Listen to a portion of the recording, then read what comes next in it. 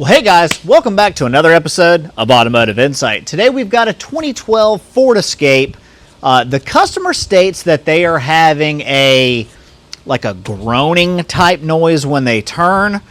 So I got in the car with her and was driving around, and I didn't really notice much of a groan per se, but I definitely heard a knocking or clunking type sound. And she said that she also heard that as well.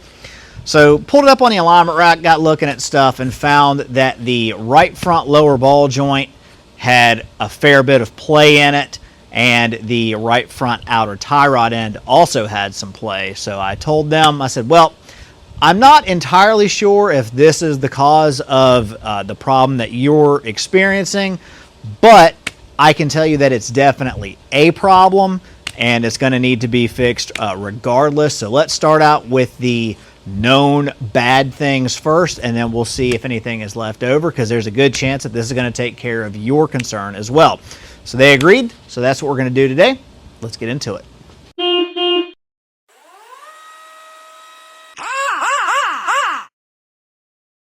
So just to avoid any potential trust issues you and I might have, here's our ball joint.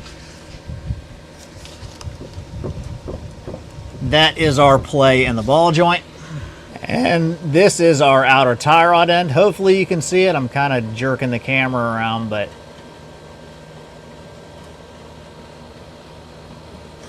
so anyway, that's what we're working with. So what we're going to do is we're actually going to replace both. This side is fine, both the ball joint and the outer tie rod end, but it's generally speaking good practice to do both. So we're going to be doing both sides. So let's get into it. Our lug nuts are 19 millimeters. All right, so to get started, I'm going to break the jam nut loose on our outer tie rod end. It's a 21. The nut for our tie rod end is an 18 millimeter. All right, so you can just whack on the arm to break the tie rod end free from the knuckle. I'm gonna, if all else fails, that's what I'll do, but I'm gonna stick this is technically like a pitman arm puller, a ball joint puller, but this thing is so long my tie rod separator doesn't fit on it. But anyway, I'll get this thing out.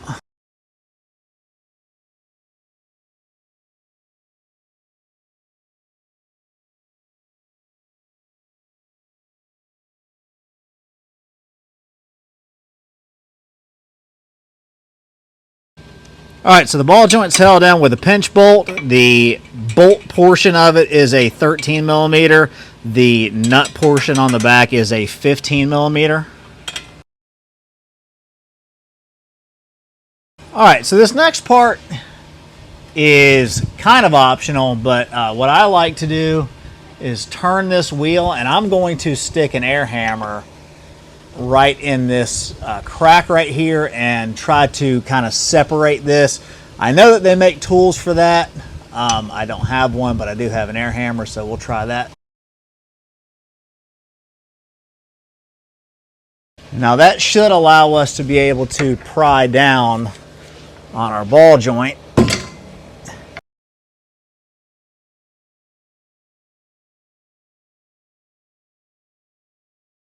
All right, so we got our whole control, or not control arm, our spindle and strut kind of tied up out of the way a little bit. I've got a transmission jack underneath this control arm just to kind of keep it from flopping all around. Now, hopefully, with a couple of well-placed hammer hits, I can just whack this ball joint straight down.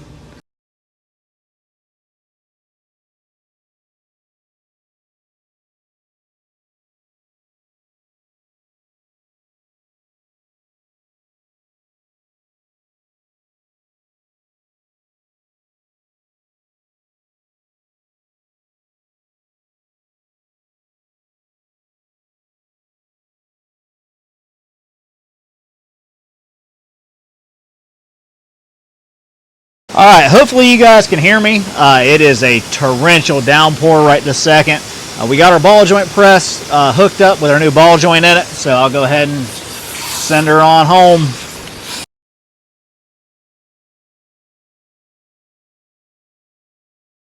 All right, so we got it back in. I had to cut the camera because this thing kept wanting to go in crooked, and as tempting as that might be to just cinder the beans and see what happens, you're gonna end up 9 times out of 10 making it worse for yourself. So I kept resetting that until I finally got it in straight. Our new one comes with a snap ring that goes in here. Another thing I forgot to mention is that the boot was a little bit wider than the hole, so I ended up taking the boot off of it. So I'll put the snap ring on, and I'll put our boot on, and we'll get ready to go back together with this thing.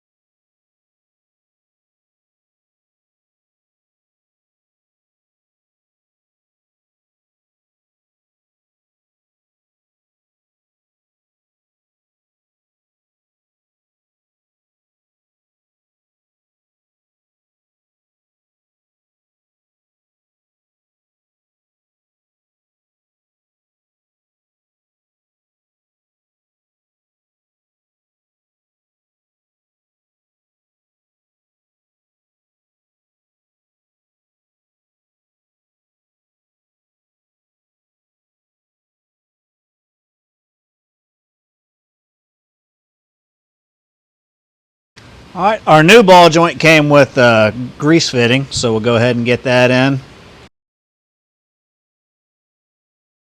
All right, we'll get ready to go back on with our tie rod, our new tie rod end. I'm going to lube up the threads a little bit with some anti-seize.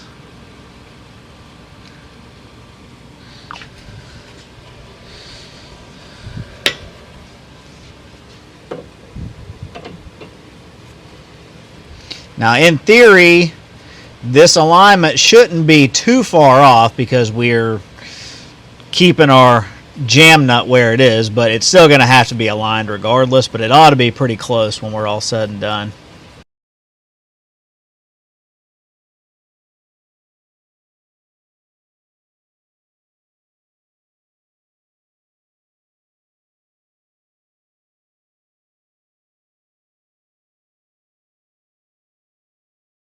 Alright, so I'm going to go ahead and torque this lower ball joint pinch bolt because we had that thing separated, so I want to make sure that it's right.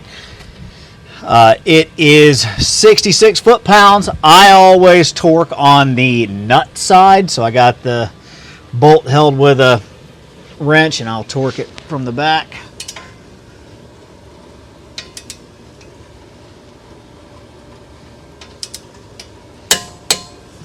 Alright. The outer tie rod end torque spec is 52 foot-pounds.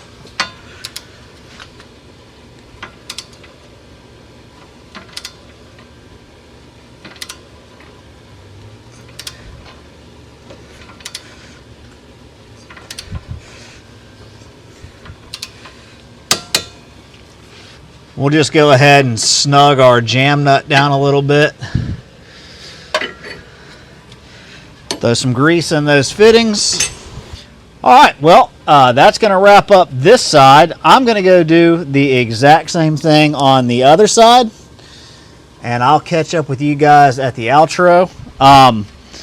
One thing I will note, I cut the camera off because my grease gun ran out of grease, but I will say that when you're using a grease gun,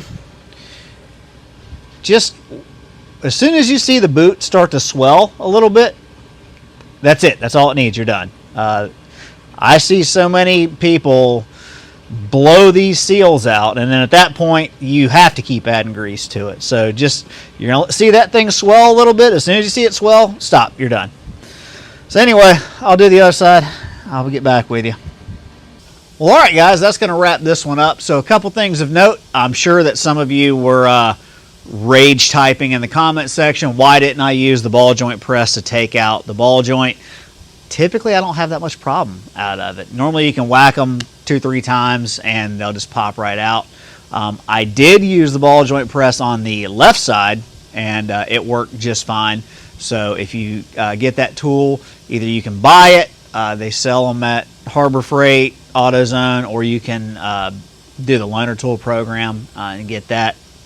A couple things of note: if you're doing this on the ground, I would probably consider getting the tool that separates that that knuckle so that you can get the ball joint off. I'll stick a picture of it here to show you what it looks like.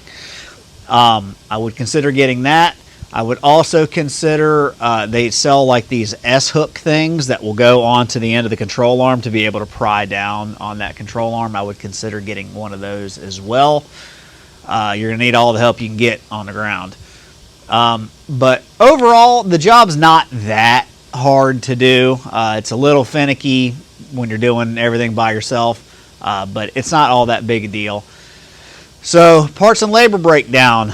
Labor is not quite as cut and dry as it normally would be.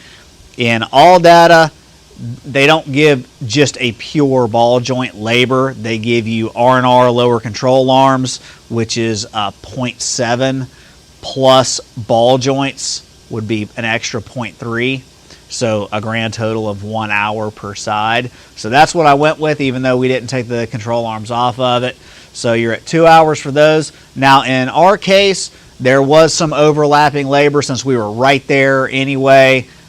You don't have to take those outer tie rods off to do this job, but it needed them anyway. So I just added in another half an hour for that. So we're at 2.5 hours labor plus 1 hour on the alignment rack, so 3.5 total. The parts, you can get parts from like $10 up to $60. We went with AC Delco. I couldn't get the Motorcraft in a reasonable amount of time, so we went with AC Delco. The ball joints were $47 a piece. The outer tie rod ends were like $38 a piece. So that's that. So anyway, guys, that's going to wrap this one up for today. Hopefully we earned a thumbs up from you. Let us know what you think down in the comment section. We have new content for you every single week, so consider subscribing to the channel. And with all that being said, thanks so much for watching. We'll see you on the next one. It'll pick you up at 8. You probably won't be awake. Call yourself an